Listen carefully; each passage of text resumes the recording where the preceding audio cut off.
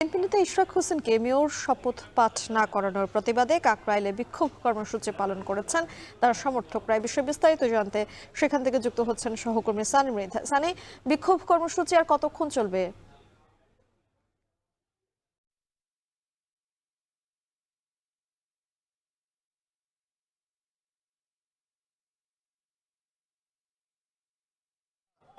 এখানে যেমনটা বলছিলাম যে ঢাকা ঢাকা দক্ষিণ সিটি কর্পোরেশনের মেয়রের দায়িত্ব হিসেবে বুঝিয়ে দিতে কিন্তু তার যে সমর্থকরা রয়েছে তারা কিন্তু কাকরাইল মোড়ে অবস্থান করেছে। গত 7 দিন ধরেই কিন্তু তারা বিক্ষোভ করে আসছিল নগর ভবনের সামনে। তবে গতকাল আলটিমেটাম দিয়েছিল যে আজকে সকাল 10টার মধ্যে যদি অন্তর্বর্তী সরকারের পক্ষ থেকে কোনো ধরনের সিদ্ধান্ত না আসে সেটা কিন্তু তারা কঠোর কর্মসূচি পালন করবে। সেই ধারাবাহিকতায় কিন্তু আপনি দেখতে পাচ্ছেন যে প্রথমে মৎস্য ভবন থেকে শুরু করে কাকরাইল মোড়ে কিন্তু তারা অবরোধ করে এবং এই সাথে কিন্তু প্রায় আশপাশে এলাকায় সব ধরনের যান চলাচল বন্ধ হয়ে যায়। কিছুক্ষণ আগে এখানে বৃষ্টি হয়েছিল, এই বৃষ্টির মধ্যেই কিন্তু বিএনপি নেতা ইশরাক হোসেনের সমর্থকরা কিন্তু বিভিন্ন স্লোগান দিয়েছে। একই সাথে এখানে কিন্তু যে স্থানীয় সরকার উপদেষ্টার কিন্তু আসিফ মাহমুদ সজীব ভুঁইয়ার পদত্যাগের দাবিতে কিন্তু তারা অপসারণের দাবিতে নানা স্লোগান তারা দিয়ে আসছে।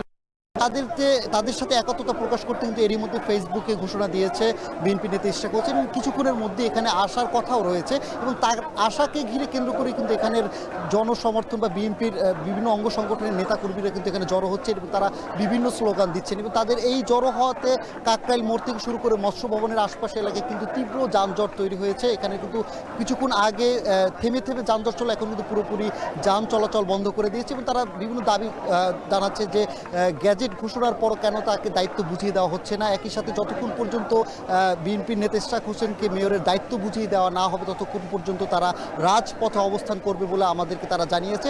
যদিও এরই মধ্যে কিন্তু প্রায় এই কাকরাইল মোড়ে কিন্তু প্রায় কয়েক হাজার জনসমর্থন উপস্থিত হয়েছেন এবং এখানে কিন্তু গাড়ি যে একটি ট্রাকে করে স্টেজ সাজানোর মতো একটি প্রস্তুতি চলছে আমরা লক্ষ্য করতে পারছি এবং এই সমস্ত কিছুকে ঘিরে কিন্তু এখানে আইন শৃঙ্খলা রক্ষাকারী বাহিনী যারা সদস্য রয়েছেন তারাও কিন্তু প্রস্তুত রয়েছে। কোনো ধরনের অপ্রীতিকর ঘটনা এড়াতে কিন্তু যমুনার দিক মুখী বা এখানের যে রাস্তা কাকরাইল মোড় থেকে যমুনার মুখী যে রাস্তাটি রয়েছে সেখানে কিন্তু আইন শৃঙ্খলা রক্ষাকারী বাহিনীর সদস্যরা কিন্তু এখানে জল কামান সহ তারা প্রস্তুতি নিয়েছে। তবে এখানে যারা স্লোগান দিচ্ছেন তারা কিন্তু এখানে বসে বিভিন্ন রকম প্রতিবাদী স্লোগান দিচ্ছেন, বিক্ষোভ করছেন।